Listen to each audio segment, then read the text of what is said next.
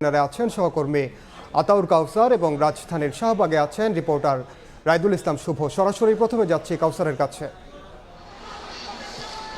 এই মুহূর্তে আছি রাজধানীর শহীদ মিনার এলাকায়। আপনারা দেখছেন পেছনে কিন্তু আন্দোলন যারা করছেন তাদের আন্দোলন চলছে এবং এটি কিন্তু নিছক ছাত্রদের আন্দোলন সেটি বলা যাবে না। এখানে আপামর জনসাধারণ এই আন্দোলনে আজ যোগ হয়েছেন। প্রচুর মানুষ আমরা দেখেছি, যারা বয়স্ক মানুষ তারা তাদের সন্তান নিয়ে এসছেন, অনেককে দেখেছি তারা তাদের নাতিকে নিয়েও আসতে, এবং অনেক ব্যক্তিকে আমরা দেখেছি তাদের 3 বছর 4 বছর বয়সী শিশু সন্তানকে নিয়েও তারা আজকে এখানে এসেছে।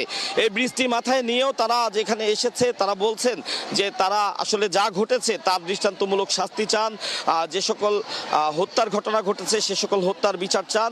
তো একটি কথা বলতে হয় যে অত্যন্ত সুশৃঙ্খল আজকে যে আন্দোলনটি আমরা দেখছি, এখানে বিশৃঙ্খলার কোনো ঘটনা আমি দেখিনি। আমি প্রেস ক্লাবে ছিলাম, সেখান থেকে এখন এসেছি শাহবাগে, এখান পর্যন্ত এখন এসেছি আমি শহীদ মিনারে, আমার আরেক সহকর্মী আছেন শাহবাগে। আমরা নিজেরা যতটুকু যোগাযোগ করে দেখেছি এবং আমি নিজেও যতটুকু দেখেছি, কোথাও বিশৃঙ্খল কোনো পরিস্থিতির সৃষ্টি হয়েছে আমাদের এই এলাকাটিতে আমরা এমন কোনো খোঁজ এখনো পর্যন্ত পাইনি।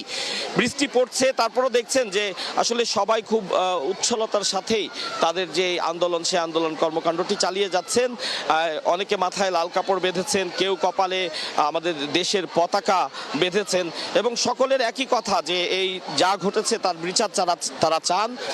এবং একই সাথে আরেকটি কর্মসূচিও তারা ঘোষণা করেছেন। আজকের মতো যে কর্মসূচিটি দেওয়া হয়েছিল দ্রোহযাত্রা, সেই দ্রোহযাত্রাটি আগামী রোববার বিকেল 3টায় আবারও প্রেস ক্লাবের সামনে অনুষ্ঠিত হবে, এমনটি তারা আমাদের জানিয়েছেন।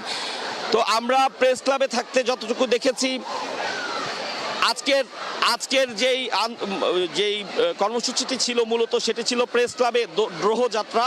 সেই দ্রোহযাত্রায় আমরা রাজধানীর বিভিন্ন জায়গা থেকে খণ্ড খণ্ড মিছিল এসে যুক্ত হতে দেখেছি, এবং পরবর্তীতে সকলেই একসাথে এই শহীদ মিনারে আসেন এবং এখানে এই মুহূর্তে তাদের কর্মসূচিটি চালাচ্ছেন।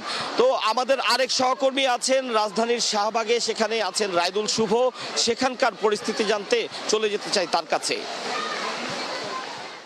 বৈষম্য বিরোধী ছাত্র আন্দোলনের পূর্ব ঘোষিত কর্মসূচি আছে যেটি ছিল আর কি, আমরা দেখতে পেয়েছি যে জুম্মার নামাজের পর থেকে সায়েন্স ল্যাব এলাকায় কিন্তু যেই শিক্ষার্থীরা রয়েছেন সেই শিক্ষার্থীরা একে একে নামাজের পর থেকে জড়ো হতে শুরু করেন, এবং তারপরে তাদের যে কর্মসূচি, তাদের যে দাবি সেগুলো উপস্থাপন করে স্লোগান দিতে থাকেন, এবং সায়েন্স ল্যাব এলাকার যে চারিপাশ রয়েছে সেটি দিয়ে তারা পদক্ষিণ করেন, এবং তাদের যে 9 দফা দাবি সেগুলো আসলে বারবার আসলে উপস্থাপন করছেন এবং স্লোগানের মধ্য দিয়ে প্রকাশ করছেন। যেহেতু তাদের যে সহকর্মীরা মারা গিয়েছেন, তাদের যে সুষ্ঠু বিচার যেন হয় সেই বিষয়টি আসলে বারবার করে দাবি করছেন। এবং আমরা দেখতে পেয়েছি যে সেখানকার আইনশৃঙ্খলা পরিস্থিতি বা এখানে আইন শৃঙ্খলা যদি পরিস্থিতির কথা বলতে যাই, এই মুহূর্তে শাহবাগে কিন্তু অবস্থান করছে।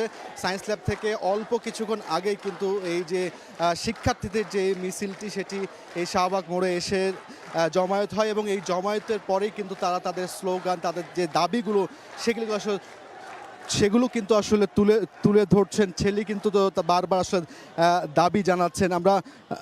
আমরা যে বিষয়টি দেখতে পেয়েছি যে দুপুরের পর থেকে সায়েন্স ল্যাব মোড়ে তাদের যে কর্মসূচি সেটি শেষ করে তারা সেই সায়েন্স ল্যাব মোড়ে বিভিন্ন সড়ক প্রদক্ষিণ করে এখন তারা অবস্থান করছে এই শাহবাগ মোড়টিতে, এবং শাহবাগ মোড়টিতে তাদের যে দাবিগুলো রয়েছে, তাদের যে 9 দফা দাবি সেগুলো উপস্থাপন করছেন। তাদের সহকর্মীদের হারিয়ে যাওয়া এবং যে সকল নাগরিক বা শিক্ষার্থীদেরকে গ্রেফতার করা হচ্ছে, নিরাপরাধ শিক্ষার্থী তাদের যেন আসলে ছেড়ে মুক্তি দেওয়া হয় সেই বিষয়টি বারবার করে আসলে দাবি জানাচ্ছেন। আমরা দেখতে পেয়েছি যে শাহবাগ এলাকা কিন্তু এই শিক্ষার্থীদের আন্দোলনকে কেন্দ্র করে আইন শৃঙ্খলা বাহিনী ব্যাপকভাবে কিন্তু